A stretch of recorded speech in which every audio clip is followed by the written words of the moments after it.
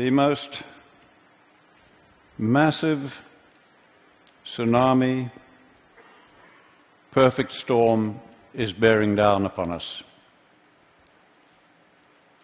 This perfect storm is mounting a grim reality, increasingly grim reality, and we are facing that reality with the full belief that we can solve our problems with technology, and that's very understandable. Now, this perfect storm that we are facing is the result of our rising population, rising towards 10 billion people, land that is turning to desert, and, of course, climate change. Now, there's no question about it at all. We will only solve the problem of replacing fossil fuels with technology. But fossil fuels, carbon, coal and gas, are by no means the only thing that is causing climate change. Desertification is a fancy word for land that is turning to desert, and this happens only when we create too much bare ground. There's no other cause. And I intend to focus on most of the world's land that is turning to desert. But I have for you a very simple message that offers more hope than you can imagine. We have environments where humidity is guaranteed throughout the year. On those, it is almost impossible to create vast areas of bare ground, no matter what you do. Nature covers it up so quickly. And we have environments where we have months of humidity followed by months of dryness, and that is where desertification is occurring. Fortunately, with space technology now, we can look at it from space, and when we do, you can see the proportions fairly well. Generally, what you see in green is not desertifying, and what you see in brown is. And these are by far the greatest areas of the Earth. About 2/3, I would guess, of the world is desertifying. I took this picture in the Tihama Desert while 25 millimeters, that's an inch of rain, was falling. Think of it in terms of drums of water, each containing 200 liters. Over 1,000 drums of water fell on every hectare of that land that day. The next day, the land looked like this. Where had that water gone? Some of it ran off as flooding, but most of the water that soaked into the soil simply evaporated out again, exactly as it does in your garden if you leave the soil uncovered. Now, because the fate of water and carbon are tied to soil organic matter, when we damage soils, you give off carbon. Carbon goes back to the atmosphere.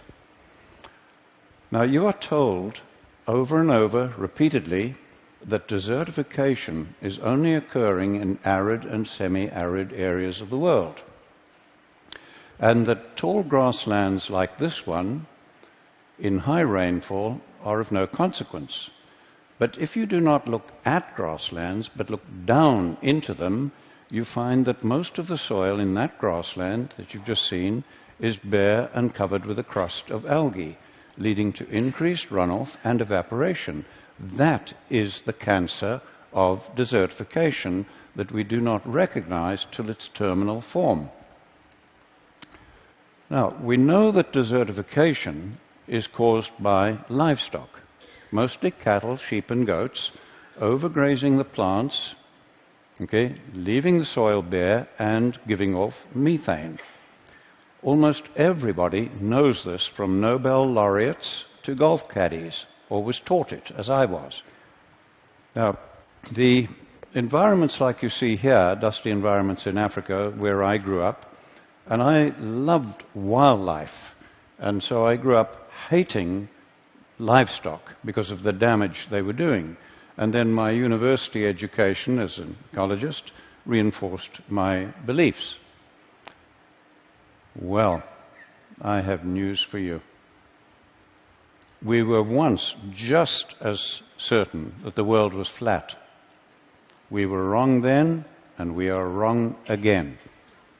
And I want to invite you now to come along on my journey of re-education, and discovery. When I was a young man, a young biologist in Africa, I was involved in setting aside marvelous areas as future national parks. Now, no sooner, this was in the 1950s, and no sooner did we remove the hunting, drum-beating people to protect the animals, then the land began to deteriorate, as you see in this park that we formed. Now, no livestock were involved, but suspecting that we had too many elephants now, I did the research and I proved we had too many, and I recommended that we would have to reduce their numbers and bring them down to a level that the land could sustain. Now, that was a terrible decision for me to have to make, and it was political dynamite, frankly. So our government formed a team of experts to evaluate my research. They agreed with me, and over the following years, we shot 40,000 elephants to try to stop the damage. And it got worse, not better. Loving elephants as I do, that was the saddest and greatest blunder of my life, and I will carry that to my grave. One good thing did come out of it. It made me absolutely determined to devote my life to finding solutions. When I came to the United States, I got a shock to find national parks like this one desertifying as badly as anything in Africa. And there'd been no livestock on this land for over 70 years. And I found that American scientists had no explanation for this except that it is arid and natural. So I then began looking at all the research plots I could over the whole of the western United States where cattle had been removed to prove that it would stop desertification. But I found the opposite. As we see on this research station, where this grassland that was green in 1961, by 2002, had changed to that situation.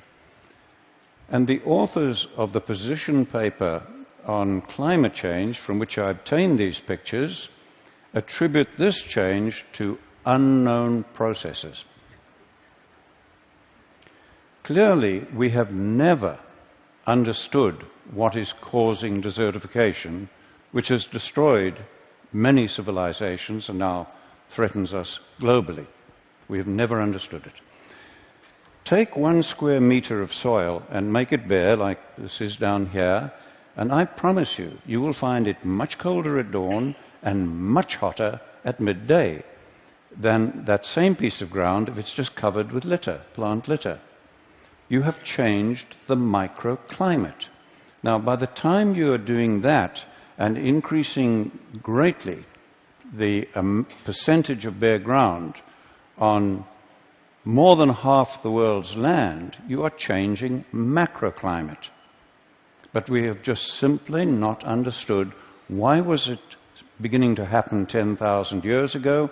Why has it accelerated lately? We had no understanding of that. What we had failed to understand was that these seasonal humidity environments of the world, the soil and the vegetation, developed with very large numbers of grazing animals. And that these grazing animals developed with ferocious pack-hunting predators. Now, the main defense against pack-hunting predators is to get into herds. And the larger the herd, the safer the individuals. Now, large herds dung and urinate all over their own food, and they have to keep moving. And it was that movement that prevented the overgrazing of plants, while the periodic trampling ensured good cover of the soil, as we see where a herd has passed. This picture is a typical seasonal grassland. It has just come through 4 months of rain, and it's now going into 8 months of dry season. And watch the change as it goes into this long dry season. Now, all of that grass you see above ground has to decay biologically before the next growing season. And if it doesn't, the grassland and the soil begin to die. Now, if it does not decay biologically, it shifts to oxidation, which is a very slow process, and this smothers and kills grasses, leading to a shift to woody vegetation and bare soil releasing carbon. To prevent that, we have traditionally used fire. But fire also leaves the soil bare, releasing carbon. And worse than that, burning 1 hectare of grassland gives off more and more damaging pollutants than 6,000 cars. And we are burning in Africa every single year more than 1 billion hectares of grasslands, and almost nobody is talking about it. We justify the burning as scientists because it does remove the dead material and it allows the plants to grow. Now, looking at this grassland of ours that has gone dry, what could we do to keep that healthy? And bear in mind, I'm talking of most of the world's land now. Okay? We cannot reduce animal numbers to rest it more without causing desertification and climate change. We cannot burn it without causing desertification and climate change. What are we going to do?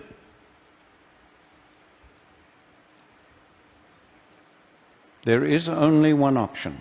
I repeat to you, only one option left to climatologists and scientists, and that is to do the unthinkable and to use livestock, bunched and moving, as a proxy for former herds and predators and mimic nature. There is no other alternative left to mankind. So let's do that. So on this bit of grassland, we'll do it, but just in the foreground. We'll impact it very heavily with cattle to mimic nature, and we've done so, and look at that. All of that grass is now covering the soil as dung, urine, and litter or mulch, as every one of the gardeners amongst you would understand, and that soil is ready to absorb and hold the rain, to store carbon, and to break down methane. And we did that without using fire to damage the soil, and the plants are free to grow. When I first realized that we had no option as scientists but to use much vilified livestock to address climate change and desertification, okay, I was faced with a real dilemma. How were we to do it? We'd had 10,000 years of extremely knowledgeable pastoralists bunching and moving their animals, but they had created the great man-made deserts of the world. Then we'd had 100 years of modern range science, and that had accelerated desertification, as we first discovered in Africa and then confirmed in the United States, and as you see in this picture of land managed by the federal government. Clearly more was needed than bunching and moving the animals, and humans, over thousands of years, had never been able to deal with nature's complexity. But we biologists and ecologists had never tackled anything as complex as this. So rather than reinvent the wheel, I began studying other professions to see if anybody had. And I found there were planning techniques that I could take and adapt to our biological need, and from those I developed what we call holistic management and planned grazing, a planning process. And that does address all of nature's complexity and our social, environmental, economic complexity. Today, we have young women like this one teaching villagers in Africa how to put their animals together into larger herds, plan their grazing to mimic nature, and where we have them hold their animals overnight, we run them in a predator-friendly manner, because we have a lot of lions and so on, and where they do this and hold them overnight to prepare the crop fields, we're getting very great increases in crop yield as well. Let's look at some results. This is land close to land that we manage in Zimbabwe. It has just come through 4 months of very good rains it got that year, and it's going into the long dry season. But as you can see, all of that rain, almost all of it, has evaporated from the soil surface. Their river is dry despite the rain just having ended, okay? And we have 150,000 people on almost permanent food aid. Now let's go to our land nearby on the same day with the same rainfall and look at that. Our river is flowing and healthy and clean. It's fine. The production of grass, shrubs, trees, wildlife, everything is now more productive, and we have virtually no fear of dry years. And we did that by increasing the cattle and goats 400%, planning the grazing to mimic nature and integrate them with all the elephants, buffalo, giraffe, and other animals that we have. But before we began, our land looked like that. This site was bare and eroding for over 30 years, regardless of what rain we got. Okay? Watch the marked tree and see the change as we use livestock to mimic nature. This was another site where it had been bare and eroding, and at the base of the marked small tree, we had lost over 30 centimeters of soil, okay? And again, watch the change just using livestock to mimic nature. And there are fallen trees in that now because these are now, the better land is now attracting elephants, etc. This land in Mexico was in terrible condition, and I've had to mark the hill because the change is so profound.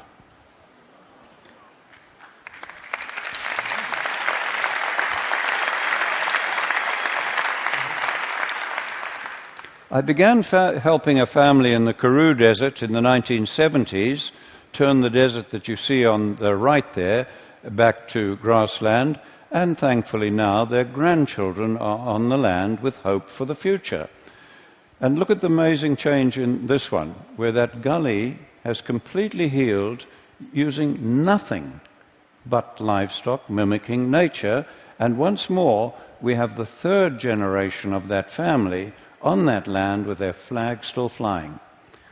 The vast grasslands of Patagonia are turning to desert, as you see here. The man in the middle is an Argentinian researcher, and he has documented the steady decline of that land over the years as they kept reducing the sheep numbers.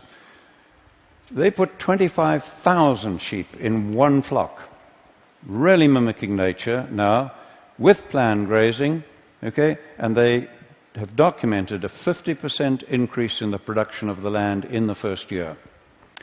We now have in the violent Horn of Africa pastoralists planning their grazing to mimic nature and openly saying it is the only hope they have of saving their families and saving their culture.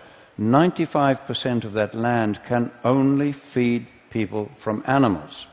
I remind you that I am talking about most of the world's land here that controls our fate, including the most violent region of the world where only animals can feed people from about 95% of the land. What we are doing globally is causing climate change as much as, I believe, fossil fuels, and maybe more than fossil fuels. But worse than that, it is causing hunger, poverty, violence, social breakdown, and war. And as I am talking to you, millions of men, women, and children are suffering and dying. And if this continues, we are unlikely to be able to stop the climate changing even after we have eliminated the use of fossil fuels. I believe I've shown you how we can work with nature at very low cost to reverse all this. We are already doing so on about 15 million hectares on 5 continents. And people who understand far more about carbon than I do calculate that for illustrative purposes, if we do what I'm showing you here, we can take enough carbon out of the atmosphere and safely store it in the grassland soils for thousands of years. And if we just do that on about half the world's grasslands that I've shown you, we can take us back to pre-industrial levels while feeding people.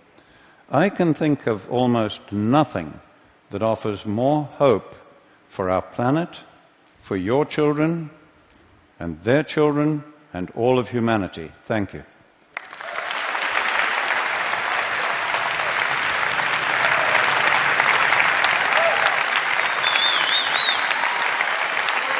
Thank you.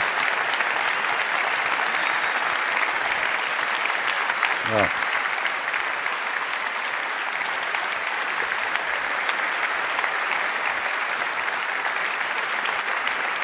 thank you, Chris. Thank you. Thank you. I have, and I'm sure everyone here has, A, 100 questions, B, wants to hug you. I'm just going to ask you one quick question. When you first start this, you bring in a flock of animals, it's desert.